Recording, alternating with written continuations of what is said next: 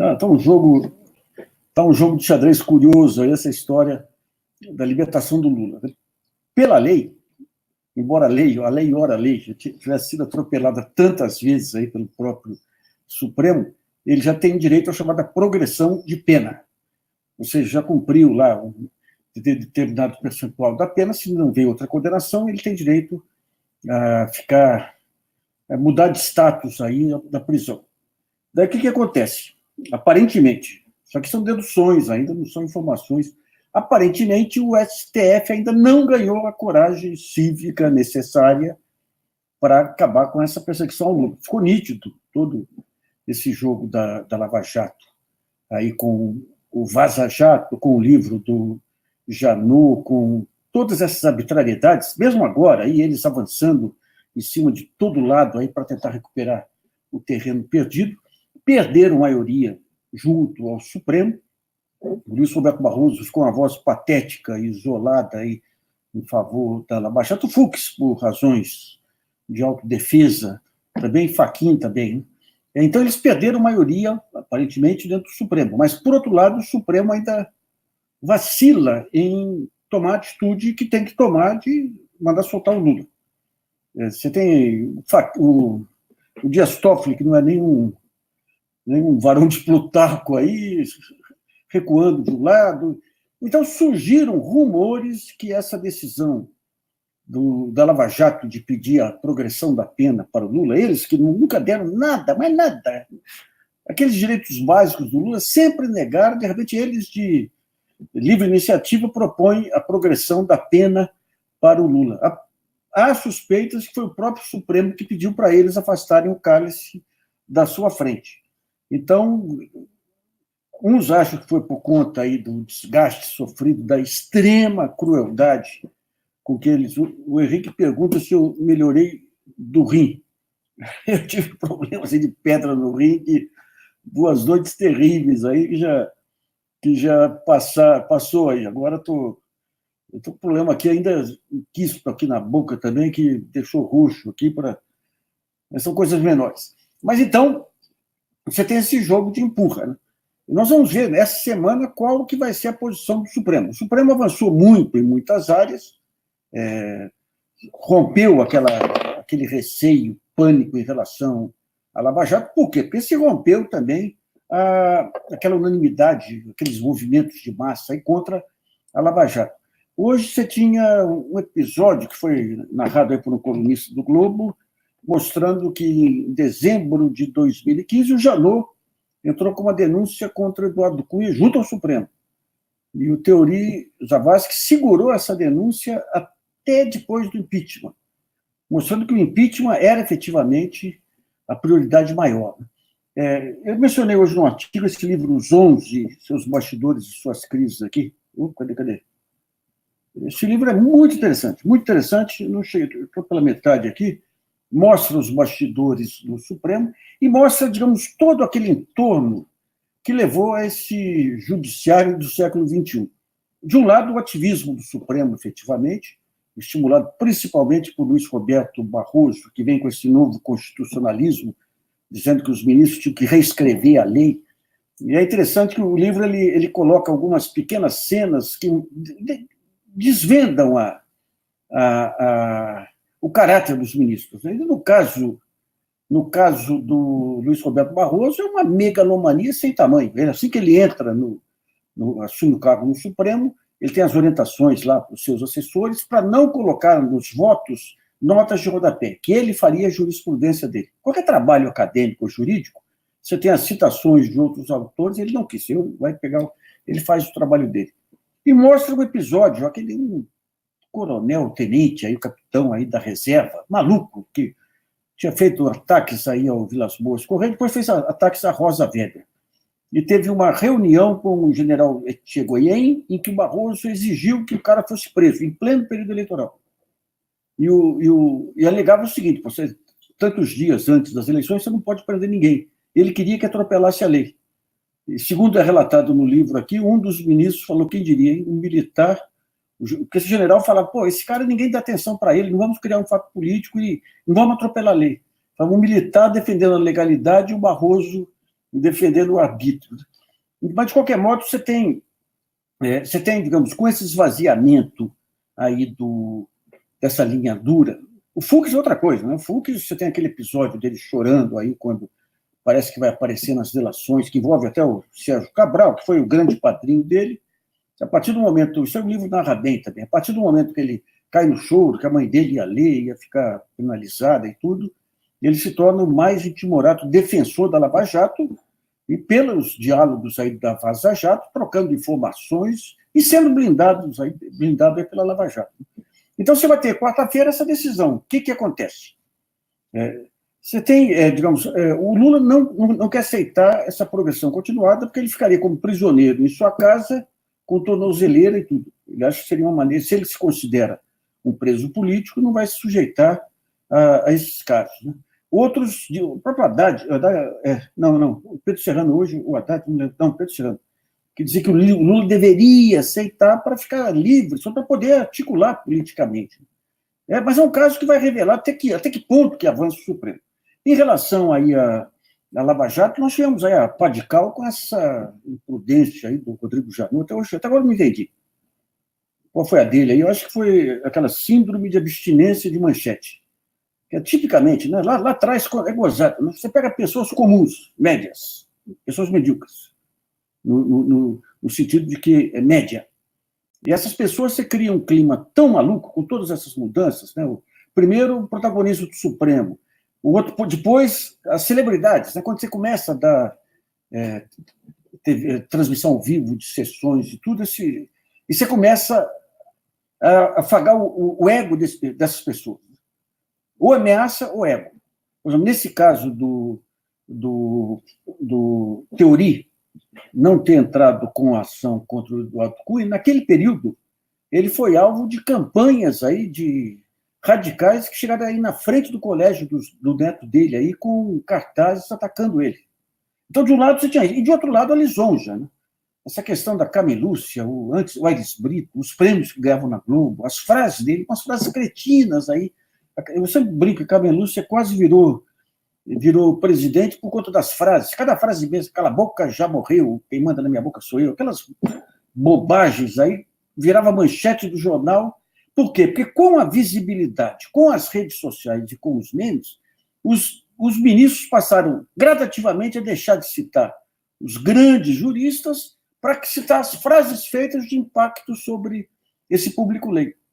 Então, é o que mostra aí, digamos, as declarações do Barroso com suas palestras. Antes disso, né, os poemas terríveis aí do Aires Brito, as frases da Camelúcia. Camelúcia chegou a contratar um frasista aí que tinha um blog, acho que o Pensamento, o Pensador, só de frases assim, contratou como assessor.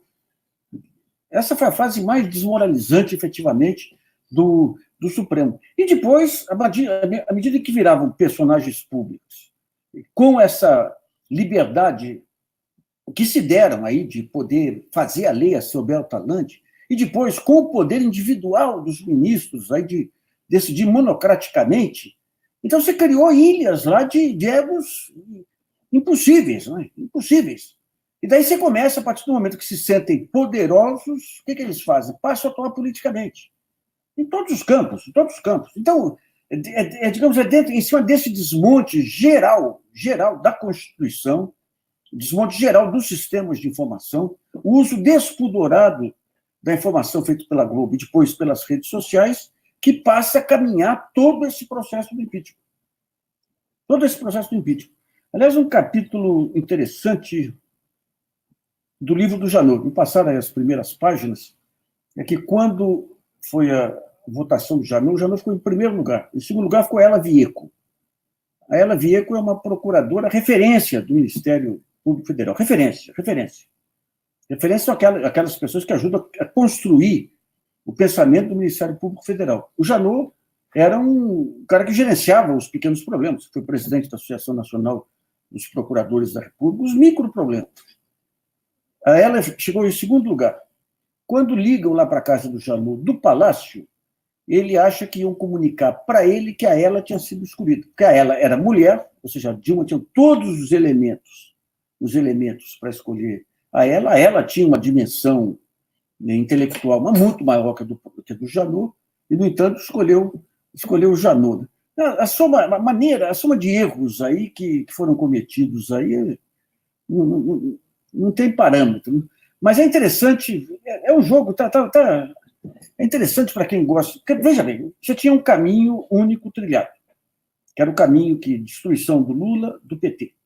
Então, quem abrisse a boca para rebater qualquer coisa daquela maluquice era crucificado, taxado como petista, como corrupto, como boquinha, aquele negócio todo. Isso aí desde o Mensalão. Hein? O Mensalão, o Celso de Mello e o Lewandowski ousaram aí, num certo momento, votar contra, uma coisa menor lá. Foram escrachados em público, os jornais dando espaço para esses escrachos, pessoas formais, que sempre viveram em ambientes formais, submetidos a escrachos públicos. Isso aí foi fruto dessa maluquice aí de TV, justiça. Uma vez eu tive uma discussão aí no Congresso de Juízes Federais, e que o jornalista falava, não, isso aí é transparência para a justiça. Foi transparência, não, isso é subordinar o juiz ao que disser o jornal, a televisão ou a voz das ruas, que foi o que ocorreu efetivamente. Então, em cima de todo esse quadro, aí você tem o impeachment avançando e personagens menores ganhando um espaço desse. Não é à toa, quando você vê o deslumbramento desse Deltan, achando que vai mudar o mundo, do próprio Janot aí, o Janot é o personagem comum que entra no meio da história e ele não consegue acreditar. Então ele conta episódios. Tem um dos episódios que ele narra, voltando do enterro do Theory, junto com o Ives Gandra, e ele faz um brinde a esse desgraçado de Deus que matou o Theory, que jamais ocorreu um negócio desse. Ou aquele episódio que o Temer conversa com ele para ele não denunciar o Eduardo Cunha, ele sai xingando, não saiu xingando, saiu quieto também. Mas, digamos, quando ele vai relatando esses episódios, é como se entrasse dentro da história sem ter noção da história. É o que acontece com esses procuradores também.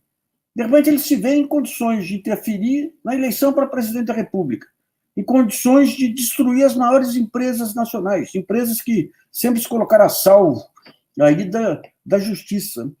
Então, digamos, toda essa culpa não é desses pirralhos aí, não.